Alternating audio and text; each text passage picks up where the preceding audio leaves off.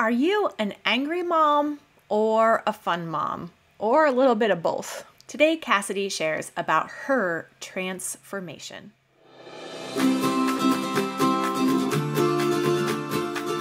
Welcome to the Simplified Organization Podcast, 15-minute conversations with real moms about managing our homes and family life cheerfully to the glory of God.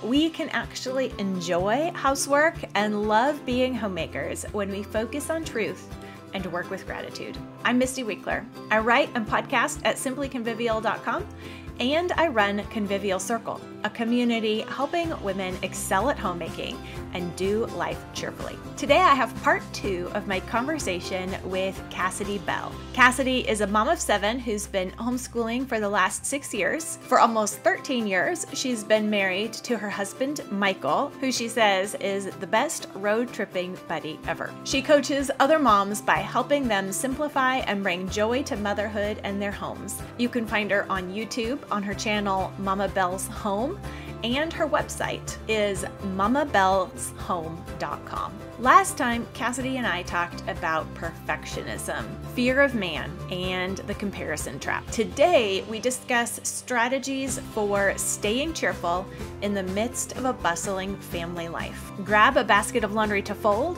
while we chat cheerfulness.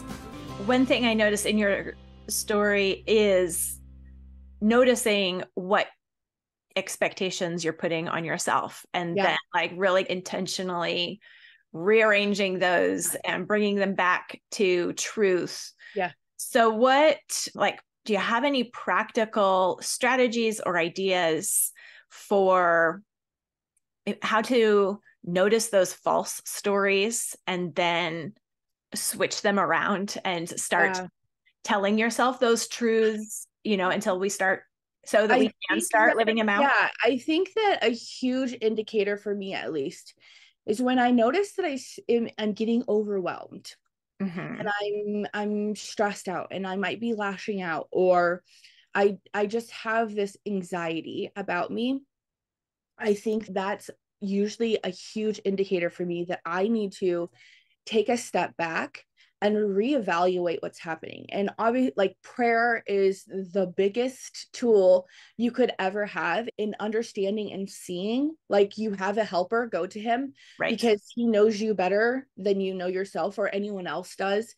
And I think that it's easy to reason a lot of the times why we're overwhelmed, why we're stressed, why we're lashing out, why we're having a hard time.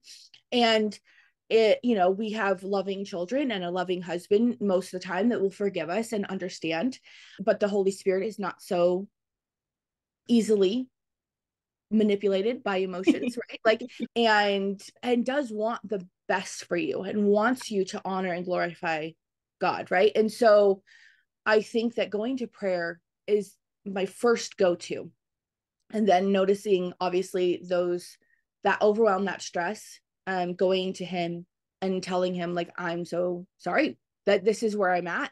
I need to lay this at your feet. Please help me and see where it is, right? Like, help me see what it is that's overwhelming me. And more often than not, I realize it's because I'm trying to perform in one area or another, or I'm trying to keep up in some kind of way. Because when I really am satisfied in who I am and what I have, and I'm content, and I'm just plodding away, seeking to glorify God in the things that I'm doing, there is a peace and a joy, like we've talked about. And I know that I'm doing what I ought to be doing. So if I am overwhelmed or stressed, then I'm not living in that peace and joy that I'm meant to. And I think that's like my huge thing. And I know that mindset is a huge problem in motherhood. I think that there is a lot of who's going to take care of me, and what about me, and I do all of these things. And especially in the non-Christian, like non-believer realm, because they don't have that promise. They don't have that piece of knowing, like, it's Christ in me who gives me what I need to, like, he gives me the supply of what I need to do what I ought to do. And he'll help me do it the right way. And I don't want to be like, I am a Christian mom and a homemaker, and I do have a platform.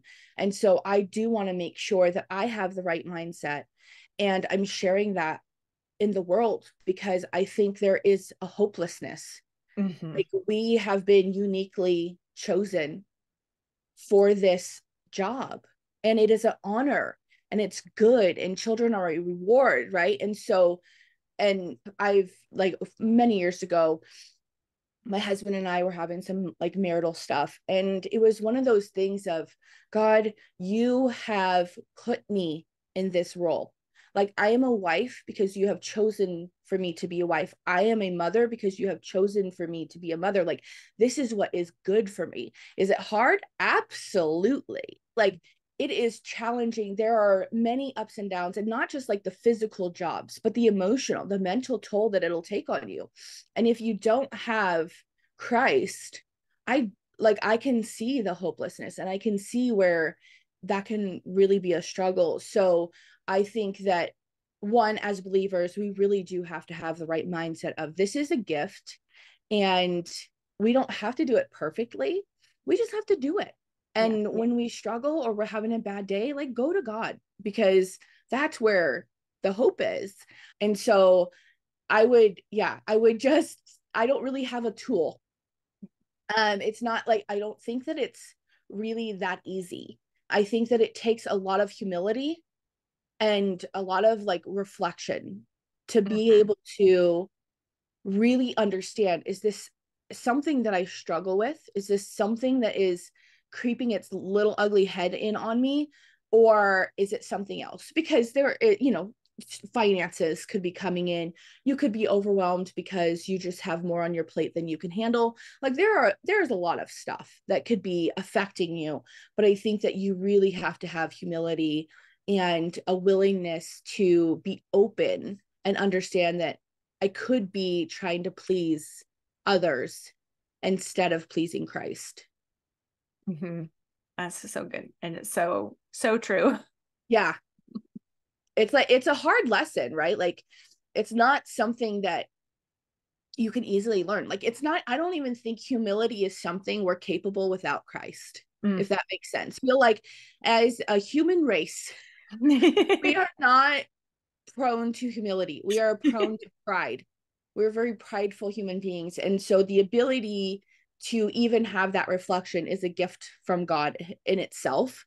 And like, I'm not the most humble person. Like, don't, like, I don't want to be saying this and people think, oh, she's so, because I'm not. Like, I struggle with pride. I struggle with perfectionism like any other person does. But it is a gift to be able to be humble and like receiving it. It's the same thing as forgiveness, right? You have been forgiven, and all you have to do is take that gift. You just have to reach out for it and take it. And it's the same thing with being humble. Like, we are always presented with opportunities to be humble. All we need to do is take those opportunities, and then you will have that peace and that joy, because it's not something that's holding its weight over you. And so, yeah, I think that would be my tool, like, prayer, humility, and just understanding and being reflective. And if you cannot see it in yourself, then going to a husband or a really good friend or family member, somebody else that can see outside of the picture to direct you, I Mm-hmm. would say is a really good way to go. Mm-hmm. Yeah, I like how you're saying this. There are all gifts that are available. So sometimes, the opportunity to be humble Mhm. doesn't look like a gift No. that you're gonna Oh, accept. yeah. It's the same thing like with patience, which you Yep. mentioned earlier. You don't get the patience first and Yep. then everything's easy because you have the Yep. patience to deal with it. You get the patience by Growing. the occasion that requires you to Exactly. exercise Yes. patience, which is usually Yep. not fun. No, it's not. It's usually really hard. I remember in my, like, the beginning of my Christian journey, I would remind myself, don't pray for patience. Don't pray for patience, because we know what's going to happen. Like, God is going to give us the opportunities to grow in patience, and it's going to be hard and it's going to hurt, like, because he's overextending your ability in that moment so that you can practice your patience. He doesn't just give it to you. Like, everything has to be worked for. You have to be refined in that area. And patience is one of those that, it's so funny. I have a friend who's like, oh yeah, you're the fun mom. And inside I'm like, you have no idea. Like, I laugh when she says it because I think, like, what a testimony to who God is if you think I'm the fun mom, right? Like, how far I have come, because I've never thought of myself as the fun mom. I, like, especially in the beginning, I was so stressed and so angry, and just, it was hard. And that was before 7 kids. Like, that was like 2 and 3 kids, even 4. And there's just a lot that went into it. But there's a part of me that is just like, how good is God that somebody can see me as the fun mom? And it's so true. Like, I was not patient. I was not gentle. I was not these things. Like, I didn't even know what that looked like. And now here I am, 12 years into my journey. And it's like, wow, I have grown quite a bit in patience. And on those bad days, it's really easy to fall into the trap of, I haven't changed. I'm still the same. You might slip up and yell at the kids. And it's like, oh, I'm still the angry mom. I'm still yelling. I'm still doing these things. But if you just look back a little bit, to how far and what God has done in your life, it's really easy to see you have come. You just had a bad moment, and don't let that have power over you. Just ask for forgiveness and move on. And God willing, the next time it'll be twice as long. Yes. That you don't have that situation, Yeah. And sometimes those are the opportunities to recognize the humility that we need to say, oh, this is who I normally am without God's grace. Let's go back and get that grace again. Yeah, exactly. Yeah. And knowing that it's always there, even if it takes you 10 minutes, 10 hours, 10 days, whatever, like, it's always there. And forgiveness isn't for the other person. It's not like, God doesn't want you to ask for forgiveness for his benefit. It's not for him. Like, he wants you to be forgiven so that you can have peace and hope and comfort and not have this weight hanging over you. And so knowing, like, it's never too late to apologize. It's never too late to ask for forgiveness and make it right. Even if it's just like a you thing and it wasn't against anybody else, but just going to God and asking for forgiveness to just alleviate and get rid of that weight, that pressure, that, or just guilt. Sometimes it's just plain old guilt. And, like, I don't know if everybody's seen like VeggieTales, but there's like The Lie. It starts out this little teeny tiny little thing, and then before you know it, because he's lying on top of things, it's snowballing, and then it's this huge giant monster that he doesn't know how to take on, and he's terrified. And it's that same kind of concept. If you just admit it, and just, with guilt, if you just like, hey, I'm sorry, I messed up, God, please forgive me and help me do better, it's a whole lot easier to get rid of that as soon as you're like recognizing it, than if it's later on down the road, because it's just going to start getting heavier, bigger, heavier, and it's going to be harder to have that humility to go before whoever it may be, especially God, and admit that and ask for forgiveness.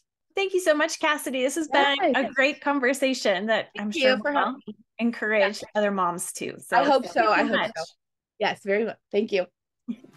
And that's it for this episode of the Simplified Organization podcast. If you missed it, remember to go back and find part 1 of my conversation with Cassidy, where she shares more of her story and talks about her struggle with perfectionism and fear. I have a free workshop all about perfectionism and how to stop the struggle and move forward with joy through baby step progress. You can register for free and get instant access to the workshop at nomoreperfectionism.com. That's all one word, nomoreperfectionism.com. And remember, our attitudes are served best when we repent, rejoice, repeat.